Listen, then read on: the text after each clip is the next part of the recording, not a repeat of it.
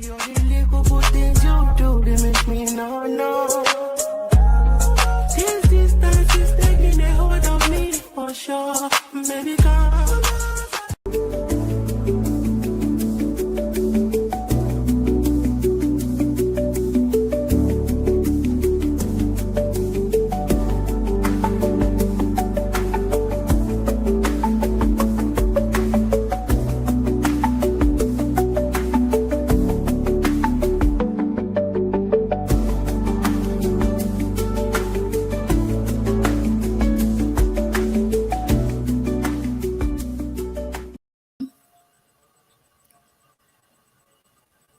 Hello, and welcome to the Texas Indie Filmmakers Award nomination interviews. My name is Chanel Budd, and I am your host today. I'm excited to be here. It's an honor. And so, we have two phenomenal nominees. This is the final interview sessions, which is today. And so I do have Jason Ivey and Ted Ramsola, who will be joining me. So I'm just excited. I wanted to let you all know before we get started that we still have a few vendor booths available. And also, if you hadn't gotten your ticket, please do so as soon as possible. You can go to ladiesandfilm.org to purchase your booths. We have VIP and we also have a general booths available as well. Please go ahead and register. And so, yes, as far as the tickets are concerned, let's go. We're down to the wire. It is being held on September the 6th at 4 p.m. We will have live music, food, and drinks, and it is a Western attire. Okay, so wear your best Western gear. Come dressed and ready. It's going to be a phenomenal evening. We will be honoring the late Kevin Yarborough. So this is going to be, a very, very, very impactful ceremony this year. Kevin, I apologize, Yarborough is an amazing singer. He has been hosting here as well. He has been in support of the Ladies in Film and Television's Texas Indie Filmmakers Award. So this is bittersweet, but it's going to be a celebration and an honor. And so we are getting ready to get started here today. We will have the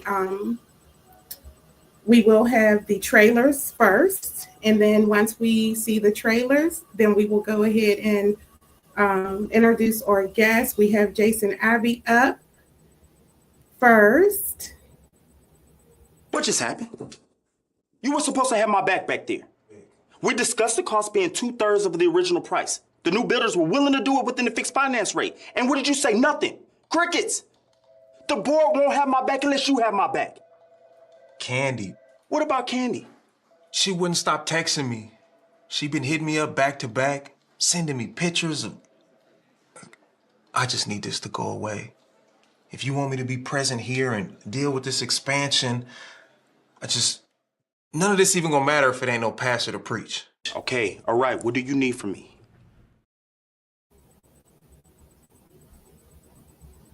So let's go ahead and welcome Jason Ivey. How you doing, guys? Hey, ladies, how you doing, Ladies of Film and Television? I appreciate you guys having me on. Doing well, and how are you doing today? I'm great, blessed. Yeah, so I do want to ask you some powerful questions today, and congratulations on your nomination. Thank you so much. You are welcome. How did you first hear about your Best Supporting Actor nomination for Shadows of My Past, and what was your initial reaction? Yeah, so I'm not much on social media, especially as much as I need to be. And I think Juanita, shout out to Juanita with Shadows of My Past, producer of the film. She actually shared a page, and then I started seeing a lot of mentions when I finally got on there to look at my news feed. And at the time, I was actually getting on there to congratulate all my peers, thinking that they were the ones being nominated. and then I see my name come across, and then I got reached out by Katie Carr and Lucretia to remind me that I had an actual nomination with the Texas in the Field. So I was like, wow. So it was There kind of you go. humbling, but it was a pleasant surprise. Yes, yes, and congratulations. And it's I love what you said also, that you weren't even expecting it for you. You were going to congratulate someone else, and it was you that got nominated. So Yes, that's good. I wanted to ask you also, shadows of my past carry some powerful things. yeah, Can you share a little about the role you played and what drew you to this character? sure. So crazy part is she initially adapted into a stage play in which I actually played the pastor, the lead pastor. And when she decided to adapt it into a screenplay, we were going back and forth, and I think she inevitably ended up going with some bigger headliners out in LA. And then I got called back to say, hey, we kind of need somebody who can strongly kind of fill the counter role part of the deacon. And so I already knew the premises of the entire story. I kind of helped co-direct it the first time we did it on the stage play. So it resonated a lot with me just because I understand the dynamics of these type of characters. And anytime I get a chance to play something that's out of the norm, I'm always for it. Because I think a lot of times as actors, we kind of get stapled into this one category of who they think we should be able to play. And I think they forget we're actors. So we're able to play and hopefully be diverse enough to play a range of characters. So Absolutely. Absolutely. Every supporting role adds depth to a story. absolutely. What did you want audiences to take away from your performance? Even though I played the antagonist, I think it's my goal and my purpose to, I believe, make the audience and have the audience feel like, hey, even though he's the antagonist, I understand where he comes from. I can see the human side of him. And I think if you're successful in having a great supporting role, if you can make the audience love and hate you, you know what I mean? Like when they're supposed to hate you, they find a way to kind of resonate with you. And hopefully I pull that off. It's good. Indie filmmaking often comes with unique challenges. What was the most memorable, rewarding moment on set for you?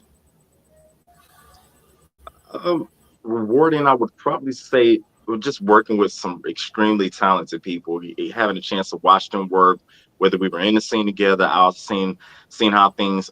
I'm always a fan of the art of the process, and so it's always rewarding to kind of see the result at the end. But a lot of times, I don't think we take for granted the process getting here. So it was just watching people's processes right before they go on camera, how they feel, what they're going through, learning from them, seeing how the set design and everything comes together. So.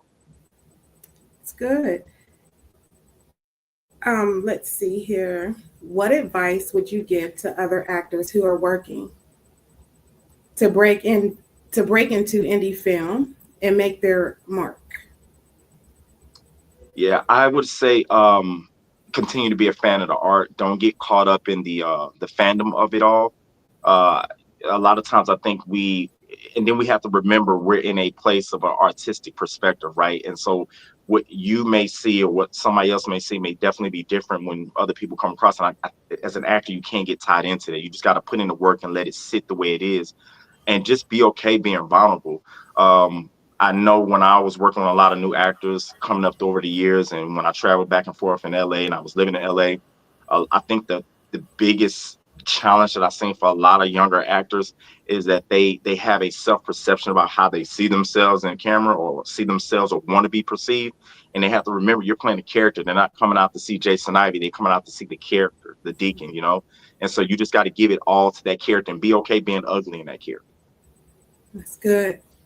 Good advice. Thank you. And always stay in class and get coaching. Stay a student of the art. You never know too much. Denzel Washington, Al Pacino, they all talk about it. They've done classes 40, 50 years. So stay into it. That's good. Thank you. Mhm. Looking ahead, what projects or roles are you excited about? Bless you. Coming Are you up. excited about? And Absolutely. where can audiences expect to see you next? Absolutely. So I've done in the recent films, Outside of Shadows of My Past by Juanita, there's Distinguished Roberts that is currently playing on Tubi that I'm currently in, that I did about 1.5 years ago with Kitty J and Kendra King. I did one with Snoop Robinson shortly not too long ago with My Brother's Keeper that I'm on. And then I'm really excited about a film that I wrote, directed, and produced that is actually coming out. It's a thriller, and actually the trailer drops sometime either this weekend or the early part of next week, and it's called Violent Premonition. So excuse me, if you follow me on my page, or if you go to my production, Ivy League Entertainment, that's IVEY League Entertainment, you'll start to see it. I'm pretty sure it's going to be blasted everywhere, but we're really excited about that. We'll have the premiere in late September, maybe no later than early first part of October. But it's a psychological thriller that I'm extremely excited about, that we get a chance to see Jasmine Gammon, Nikki Dixon, some of our all-time favorites in this film. So Oh, that's good. I love the title too. The title is powerful, in its own right. And so I know you said you weren't on social media that often. So if where can let us know where we can find and follow you? Yes, ma'am. So I'm trying to have more of a presence on there, especially as long as I've been doing this. I think a lot of people don't understand I'm an introvert by nature. So, but you can find me. I'm on all platforms except for TikTok, kind of. But I think I do have a page that's gonna get on there. Instagram is Jason Ivey 4. That's Jason Ivey with the number 4. And then I'm on Facebook, of course, Jason Ivey. And then my production company is Ivy League Entertainment or Ivy League Productions on both channels. And then I also have a Violent Premonitions film that if you go up there, you can find it on Instagram as well. So we'll probably create a website coming here shortly. So thank you so much. Thank you for your time, and congratulations again. I can't wait to see you on September the 6th. Yes, ma'am. I appreciate you guys. I have to get you an invite to come out to the premiere, so you can definitely come out. Okay. Thank you so much. Anytime. And you have a great rest of your weekend. Absolutely. Appreciate everybody tuning in. Look forward. Violent Premonitions coming to a theater near you. Thank you so much.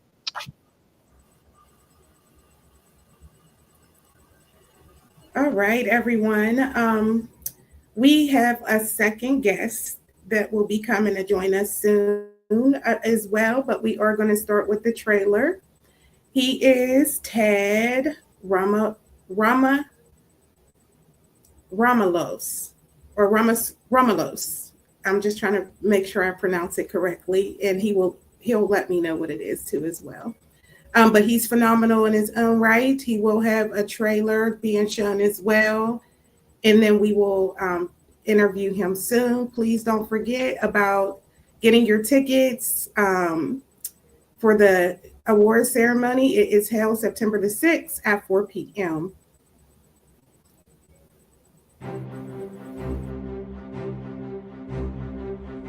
There's another body that's been found. I'm texting you the address now. I need you to get here as soon as possible. I don't need your excuses. I got dead senator's daughter. So what do we know? All black women, all late teens to early 20s. Saddens me to tell you another body was found. Now we have assigned our top detectives. The coroner's report. There's nothing in there that you don't already know. This person or persons is pure evil. Lunacy has no logic. Girl, I was born and raised here, so how you gonna tell me what I need to do? This case is personal to me. What is your problem? With all your arrests and accomplishment, you should have my job. If not, Captain, check your ego. Thanks, Lieutenant. What have you heard about the strings of murders? You know information like that, it costs. Meet Tamika Gross, 28. The killer is trying to say something. What you're looking at is the mark of Cain. Let me look at something. You write about this person trying to leave a message. I need access to that mainframe. That is against policy and procedure. As you suspected, all of the reproductive organs have been removed. Have you ever seen or heard of anything like this before? I can't say that I have. He threw me down the stairs. Look at my face. Who did this to you? Charles Green. Okay, go do what you need to do. We found more bodies, Location. I texted to you. but this one is different. Please, you don't have to kill me. Oh my God. It's not a lot of blood. You're perfecting this process. The residue around her mouth was definitely chloroform. I can't believe I missed it. You up for this? Hell yeah. Let's make it happen.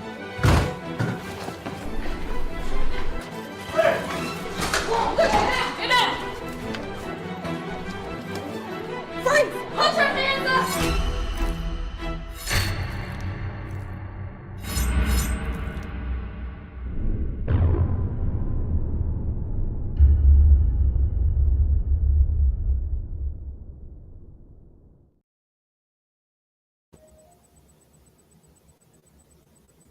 So we are going to welcome in Ted. Hello, the mute. How There are it you? is. Oh, I am great, Chanel. It's an honor to be on the show. Thank you for having me. Oh, you are welcome. We're excited that you are here, and we just want to congratulate you again on you're phenomenal. You literally have 5 different nominations. So that is amazing. That is amazing. You are welcome. So I am going to start with the interview. Okay, so I do have some questions to ask. So you received 5 nominations this year for both 10 Toes Down and iScream. What went through your mind when you learned about so many categories recognizing your work? Well, it was truly an honor and it made me, what went through my mind is somehow I felt happy, to be honest, to be happy for everyone in the project that I was involved with, because getting nomination means also recognition, not just for me, but for the entire film and those that are involved with it. Absolutely. Thank you. 10 Toes Down and iScream are very different projects. They One are. a feature film and the other a music video. How did you adjust your creative process between the two mediums? That's an interesting question.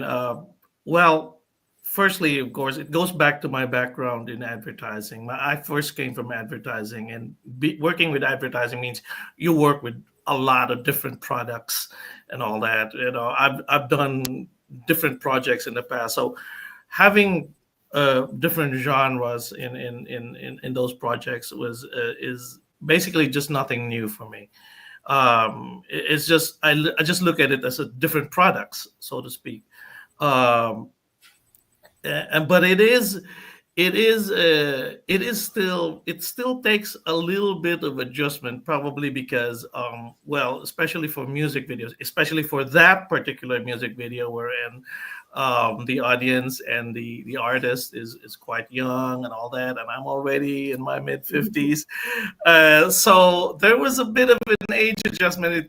It took me back to, doing the music video is like going back to college. It was pretty fun. Everybody was the word is everybody was lit on that set. It was lit. It was like it was college once again. It was like one spring break, and brought back a lot of memories. But yeah, only that bit of adjustment there. I just had to think like a somebody in high school or college to adjust to that set. But it was fun, and yeah. I love it. As both a director and a cinematographer, you have control over the vision from behind the camera to the final cut. How do you balance those responsibilities without losing creative energy? Oh, well, it's all about the process. It's all about the process of dealing with it. So to achieve that balance, things go through a process. Firstly, we must look at it as a collaborative art form.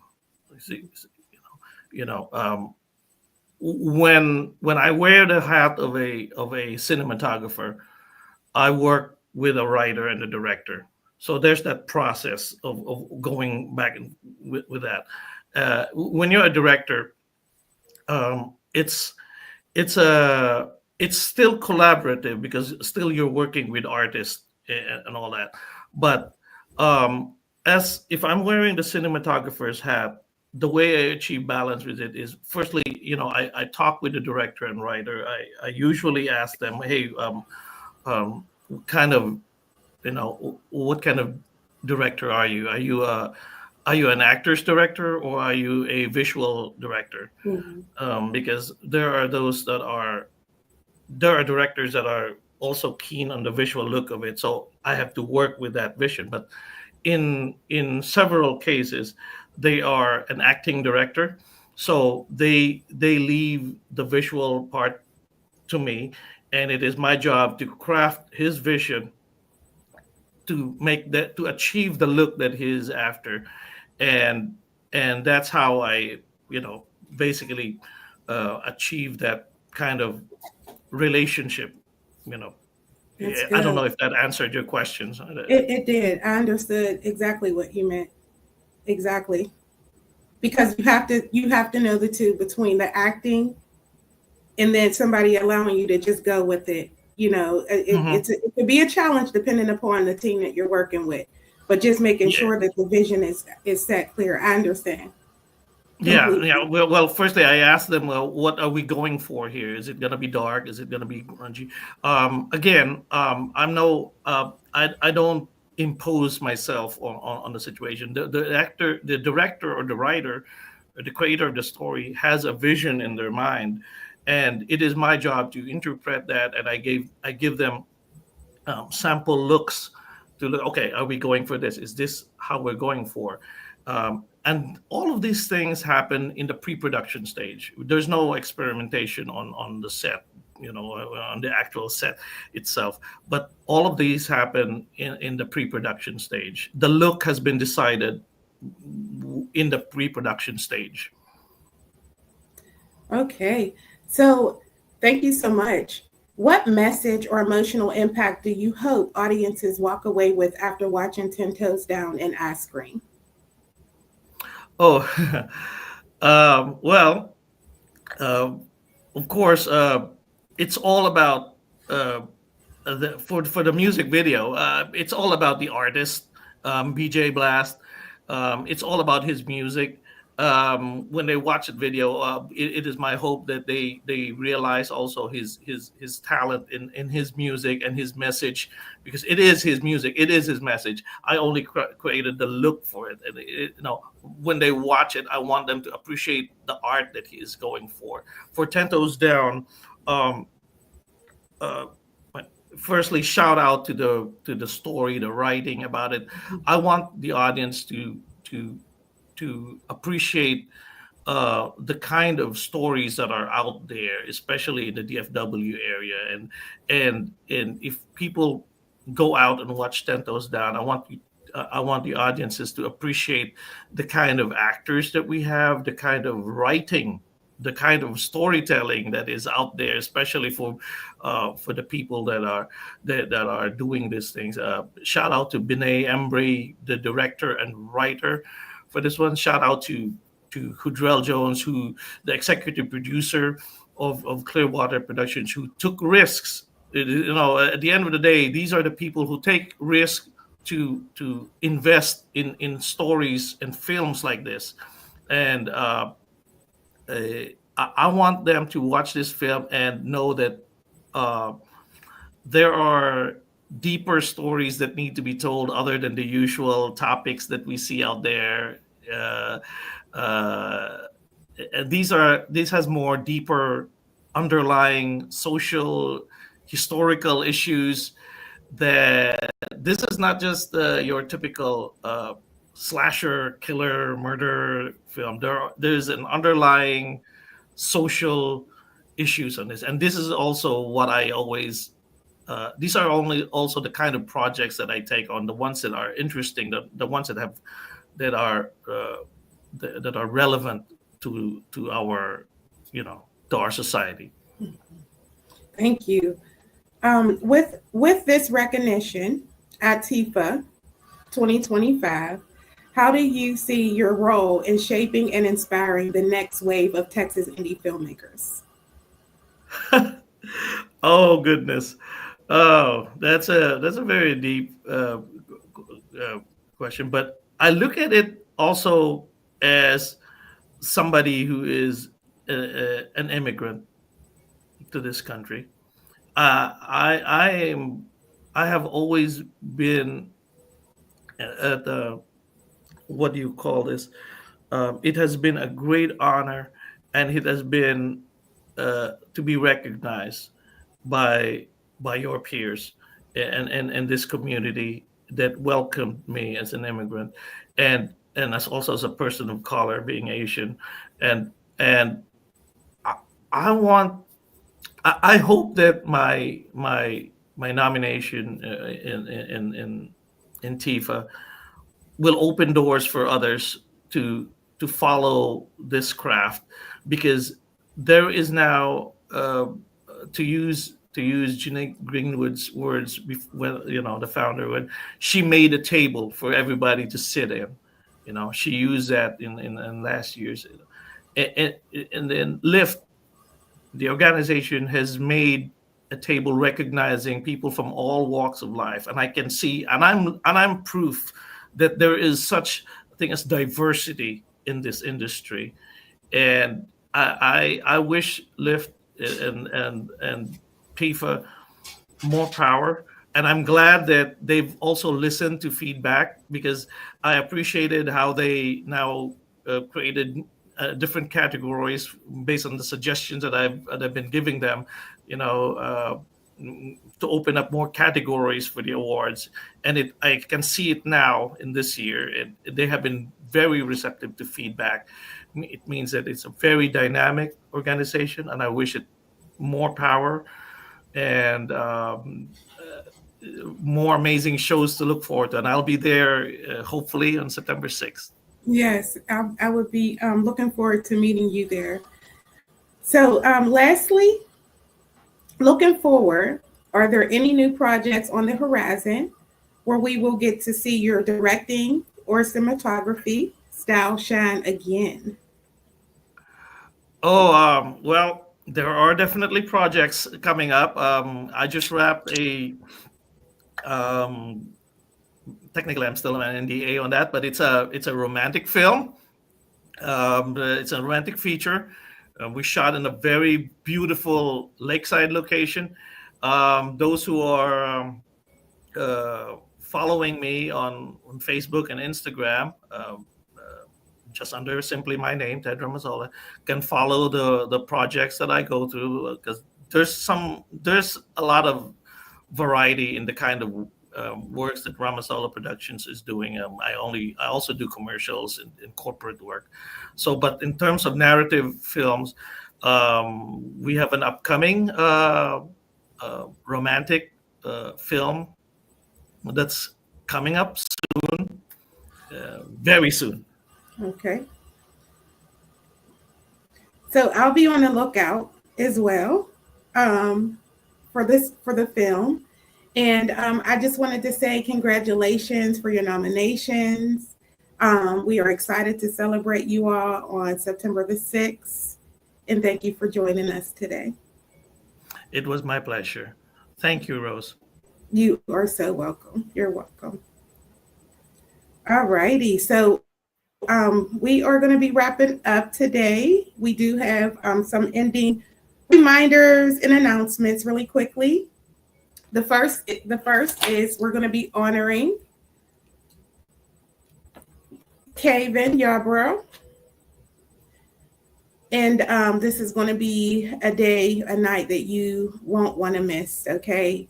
September the 6th, 2025, please go and get your tickets if you have not done so already by going to ladiesandfilm.org. That is www.ladiesandfilm.org. We will have live music, food, and drinks available. And we also have a vendor booth. We have our Nina, the MC, who will be hosting the award ceremony. And so we just want to see you all out there. We're excited, about honoring. I do have another honoree for the Lift Award, Gail Cronor. She is being honored and will receive the Lift Award. So congratulations to Gail in advance. I think that's going to wrap it up. I don't believe that there's anything else, but please, you guys, go out and get your tickets if you have not done so already. I am Coach Chanel Budd, also known as Chanel Rosebud.